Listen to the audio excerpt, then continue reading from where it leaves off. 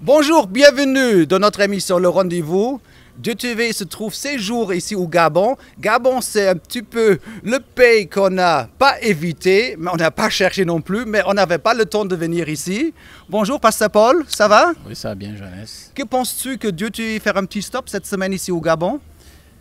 C'est une très bonne chose. On a toujours besoin d'avoir des amis qui nous visitent pour avoir de leurs nouvelles et partager également de nos nouvelles avec eux. C'est une très bonne chose. Ici au Gabon, vous avez déjà plusieurs chrétiens qui sont se lancés dans la télévision. Donc, vous connaissez des bonnes expériences. Vous avez Nazareth TV ou Gloria TV et plein d'autres. Mais je suis étonné que Dieu TV a un impact si important ici au Gabon. Partout on parle, oh et on regarde. Je suis fortement étonné que vous regardez Dieu TV partout au Gabon. Tout moyen de communication est un moyen assez fort. C'est un moyen qui nous permet de rentrer et de recevoir des informations. Donc qu'il s'agisse de Dieu TV, d'Hermon, comment on appelle, d'RTN, tous ces médias qui nous permettent de recevoir l'information sont regardés pour notre propre bien. Et donc je crois par conséquent que Dieu TV est encore un outil qui nous aide et qui s'implante au niveau du Gabon. Nous avons toutes les raisons de pouvoir le regarder. Nous avons toutes les raisons de pouvoir contempler de très belles émissions qui se passent à Dieu TV. Vous comprenez pourquoi tous les téléspectateurs sont très amoureux. Ils sont très friands des émissions de Dieu TV.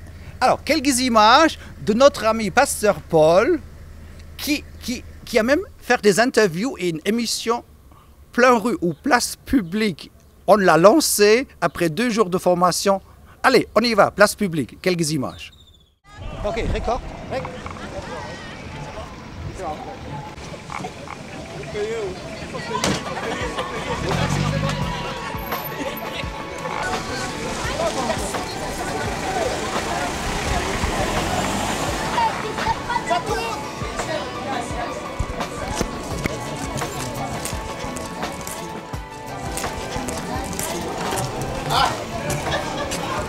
Bonjour, comment allez-vous? Je dois prendre mon taxi, mais j'ai quelque chose à vous dire ce matin. En faisant ma lecture ce matin, j'ai découvert un très beau passage. Venez à moi, vous tous qui êtes fatigués et chargés, vous donnez du repos. Vous savez, on est toujours fatigué des poubelles. On est toujours fatigué des situations de ce monde. Et ce matin, j'ai trouvé que quelqu'un est capable de nous donner le vrai repos. C'est Jésus-Christ. C'est lui qui, quand on dépose nos fardeaux à lui, il nous libère complètement. Il nous donne une certaine aisance dans la vie que nous sommes en train de mener. Je crois que vous avez besoin de ce monsieur. Vous avez besoin de cet ami, Jésus-Christ. Si vous l'acceptez, comme moi je l'ai accepté, je saurai vivre. Vous saurez l'accepter et vous saurez être heureux dans votre vie. Ainsi, vous serez rechargé de tous vos problèmes. Je dois prendre un taxi pour aller très vite au travail. On se retrouvera plus tard. Allez, ciao, bye.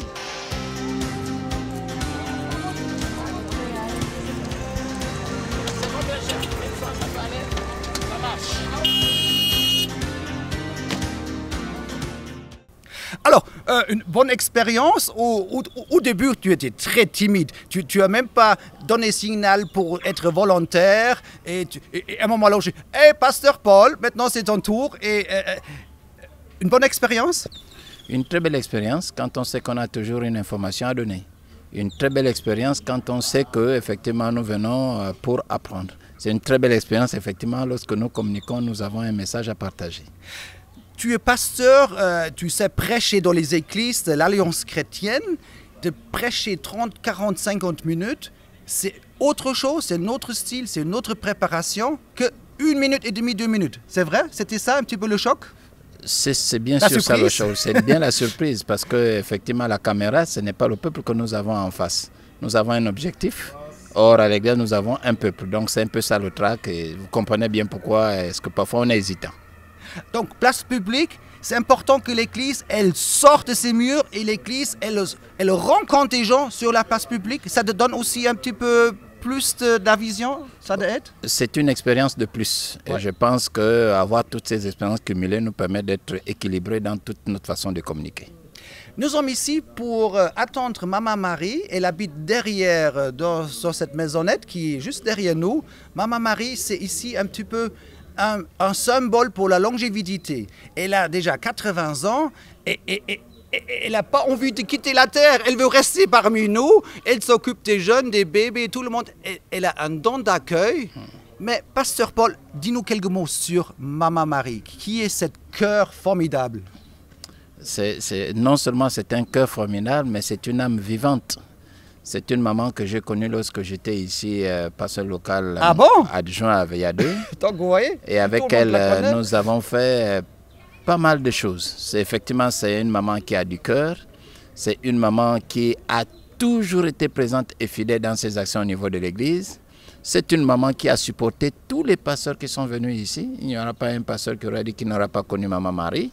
Elle a une mémoire fraîche. Votre forte. mémoire vive. Elle est encore je l'ai vu dernièrement, elle montait le talus ici. Exact. Même les 4x4, les voitures, ils grimpent. Exact. Maman, elle monte avec un sac des achats. Quelques minutes après, maman, elle redescend tout seul avec son sac avec les achats. Exact. C'est une bénédiction. Une grande bénédiction, même à travers elle. Nous apprenons toujours à produire. Vous savez, pendant qu'elle est là, elle vend toujours son arachide. Or, à son âge, on dirait, mais c'est terminé, elle attend tout, elle attend l'enlèvement. Mais elle nous apprend toujours qu'il y a toujours un temps, il faut toujours continuer à travailler. Alors, il faut travailler. Quelques images pour voir qui est Maman Marie. Voilà.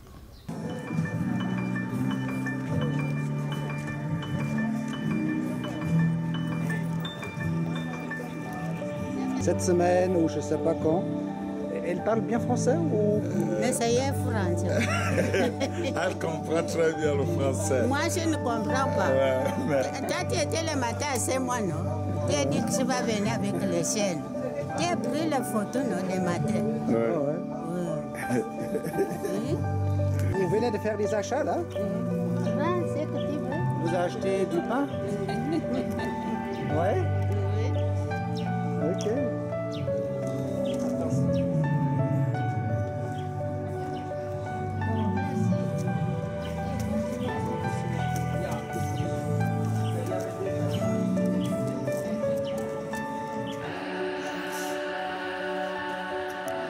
Excellent. Ouais, j'aime bien prendre des photos. Mais on va revenir pour poser des questions après. Tu vas me poser des questions, mais je ne comprends pas me poser. Oui, pas aujourd'hui. Donc, merci Seigneur pour ce témoignage vivant, on peut dire une mémoire vivante de votre Église. C'est une très grande mémoire vivante. Et je crois qu'avant qu'elle ne puisse nous laisser, nous aurons l'occasion de prendre toute la richesse qui se trouve en elle. Cette richesse qui permettra un temps, soit peu, de nous remémorer le souvenir, de nous rappeler l'histoire de l'Église, de vivre aussi son expérience de foi et de nous approprier le sens même de la vie chrétienne qu'elle aura dû mener ici-bas. Cher pasteur Paul, priez pour la nation, priez pour le Gabon. C'est quelque chose que vous avez ici à cœur en tant qu'Église. Vous avez votre nation à cœur, que vous avez des intercessions pour le Gabon, même toi-même, que Dieu il te parle souvent, intercède, prie pour le Gabon. C'est quelque chose qui vibre en toi? C'est quelque part qui vibre, mais c'est quelque chose... du patriotisme, je vis avec ça, parce que la Bible nous encourage effectivement de prier pour notre nation. Notre bonheur, notre sécurité, notre paix en dépendent. Donc j'ai de bonnes raisons de pouvoir mettre en priorité la prière pour le Gabon, prier pour les autorités, prier pour tous les Gabonais, prier pour tous ceux qui habitent le Gabon, pour qu'à travers toutes ces nations, à travers tous ces peuples, la paix soit notre partage, soit un élément commun. Je peux donc prier pour notre pays comme on a l'habitude de le faire d'ailleurs. Donc ce n'est pas seulement du patriotisme que dans vos églises, vous avez le drapeau à gauche, à droite par politesse, c'est plus, c'est en vous un cri, Seigneur, notre nation, on la ramène vers toi. Vous avez aussi une station de radio et maintenant la télévision, c'est cette vibration. Comment toucher la population gabonaise? C'est ça qui vibre en toi? Effectivement, c'est un soupir. Ouais. Je dis bien, c'est un soupir, la nation gabonaise. Et un média de plus pour partager davantage cette passion sur la nation. Il n'y a rien de plus. C'est admirable, c'est formidable. Et pour nous, même s'il y avait 1000 chaînes de télévision, pourvu que le message passe, la préoccupation du Gabon passe, le souci que nous avons d'aimer notre pays et de pouvoir participer à son développement soit le bien commun de tous, pour tous ceux qui y sont, pour tous ceux qui nous visitent, pour tous ceux qui nous regardent d'ailleurs. C'est tout notre bonheur, c'est tout notre plaisir. Tu as pris le sacrifice, en guillemets, donc je ne suis pas trop au courant, mais je sais que tu as pris le sacrifice. Une semaine, tu es dans la formation, lundi jusqu'à vendredi. Pourquoi tu t'as pris une semaine pour cette formation? C'est quand même, tu n'es pas un jeune de 18 ans, tu n'es pas 22 ans non plus. Pourquoi tu as dit, ah, je vais être présent pour cette formation avec Dieu TV? Cette formation avec Dieu TV est une formation de plus pour l'équilibre en termes de communication. Nous apprenons beaucoup de choses pour maîtriser l'élément communication, l'élément média. Nous apprenons toute cette semaine, comment communiquer, quel est le message clé qu'il faut retenir au lieu de tout raconter. Nous ne sommes pas dans un plateau d'église.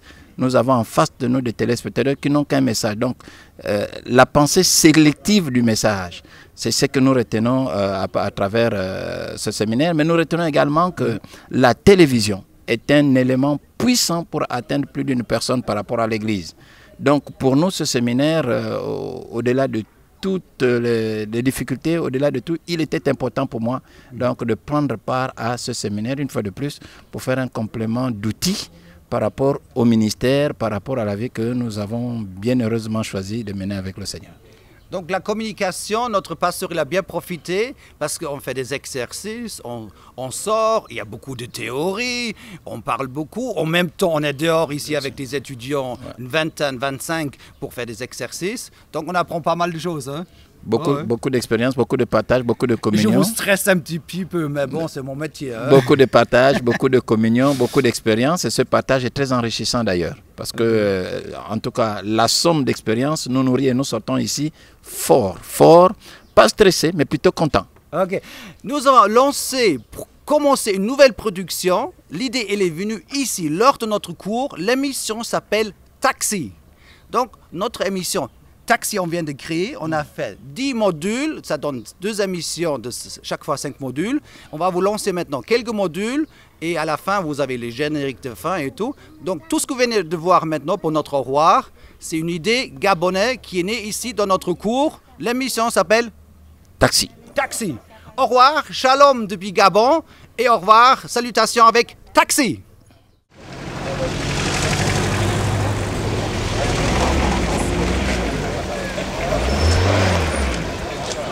Bonjour, bonjour. Je suis sur le point de prendre mon taxi, mais j'ai un petit mot à vous dire. Eh bien, aujourd'hui, j'ai compris de la parole de Dieu que lorsque vous allez en voyage, vous avez une mission. Vous avez certainement un voyage que vous effectuez maintenant, peut-être pour aller voir un parent. Sachez que vous avez une mission dans votre maison, une mission d'évangélisation, une mission d'encouragement, une mission de bénédiction pour votre prochain. Au revoir.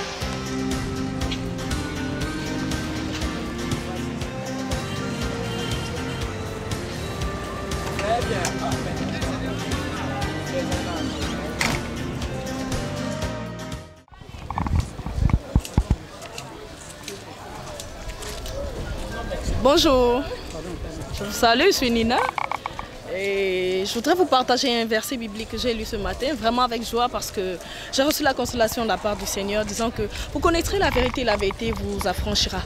Et dans ce verset, je voudrais encore vous dire que en fait, j'ai connu la vérité du Seigneur qui aujourd'hui me donne la capacité de m'exprimer parce qu'elle me rend libre en fait la parole de Dieu. Et j'aimerais que vous connaissiez aussi cette expérience de la parole de Dieu qui nous rend réellement libre. Et bien en fait, je vais pour une course là au niveau du marché. Bon, à plus, au revoir.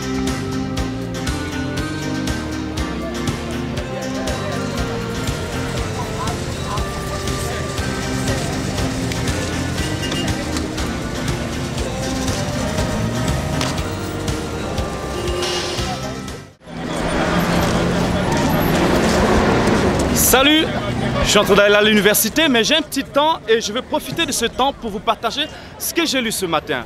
1 Corinthiens chapitre 15, verset 58. La Bible nous dit de travailler de mieux en mieux. Alors, je veux partager ceci avec vous. La Bible nous encourage, Dieu veut que nous soyons compétents dans l'endroit ou le domaine dans lequel nous travaillons.